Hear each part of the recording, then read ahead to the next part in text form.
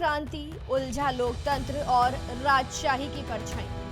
नेपाल आज फिर एक ऐसे मोड़ पर खड़ा है जहां जनता सवाल पूछ रही है और युवा बदलाव की पुकार कर रहे हैं। नेपाल का इतिहास लगातार राजनीतिक उथल-पुथल से भरा रहा है। माओवादी आंदोलन, लोकतांत्रिक प्रयोग और राजशाही की वापसी की मांग, ये सब इस छोटे से देश के लिए आज भी दर्दनाक यादें और अधूरी उम्मीदें बनकर मौजूद हैं।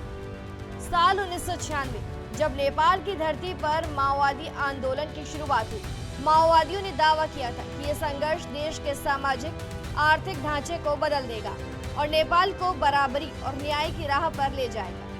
10 साल तक चले इस आंदोलन में हजारों जाने गई, गांव-गांव में विद्रोह की आग फैली और 2006 में आखिरकार शांति समझौते पर हस्ताक्षर हुए।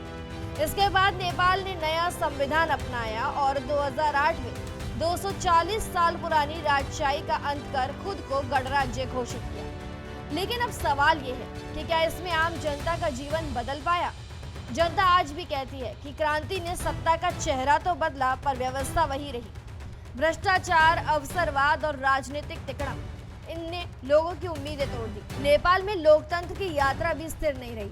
2006 से 2025 तक यानी कि 17 सालों में देश ने 14 प्रधानमंत्री देखे।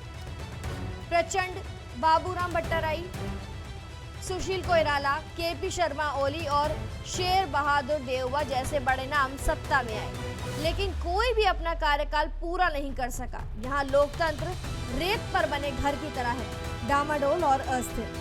राजनीतिक दल सत्ता की होड़ में लगे रहे और जनता के सपने अधूरे रह गए। छात्र नेता कहते हैं कि लोकतंत्र वादों का मंच बना, लेकिन विकास और सुधार की दिशा में कोई ठोस कदम नहीं उठे।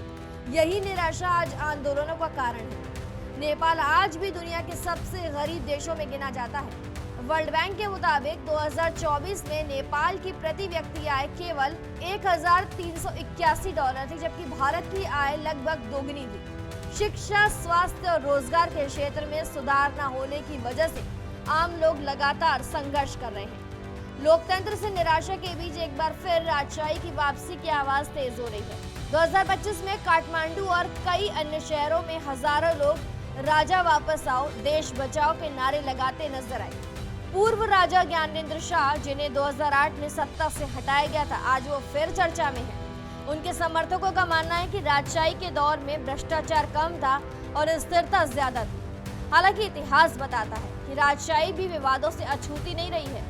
2001 के शाही नरसंहार और 2005 में लोकतंत्र को निलंबित करने की कोशिश ने ज्ञानेंद्र शाह की छवि को धूमिल किया। इसके बावजूद आज की लोकतांत्रिक सरकार की असफलताओं ने जनता को फिर से राजशाही की ओर देखने पर मजबूर कर दिया। नेपाल बार बार अपने अतीत की जंजीरों से टकरा रहा है। लाल क्रांति अधूरी रह गई, लोकतंत्र स्थिरता नहीं ला सका और राजशाही बार बार विकल्प के रूप में लौट आती है। राजशाही का भूत नेपाल को परेशान करता है, इसलिए नहीं कि वो आदर्श थी, बल्कि इसलिए कि लोकतंत्र विफल रहा है। आज नेपाल 3 ध्रुवों के बीच फंसा है। एक अधूरी क्रांति जिसने व्यवस्था बदली नहीं, एक अस्थिर लोकतंत्र जो जनता की उम्मीदों पर खरा नहीं होती, और एक राजशाही जो खत्म होकर भी बार बार सर उठाती है। अब सवाल ये है कि क्या नेपाल इस चक्रव्यूह से निकल पाएगा या फिर आने वाले सालों में जनता को अधूरी उम्मीदों और अतीत के हैंगओवर के साथ जीना पड़ेगा। इन सब के बीच नेपाल के प्रधानमंत्री केपी शर्मा ओली ने इस्तीफा दे दिया है। फिलहाल जानकारी में इतना ही। खबरों के लिए जरूर सब्सक्राइब करें भारत एक्सप्रेस।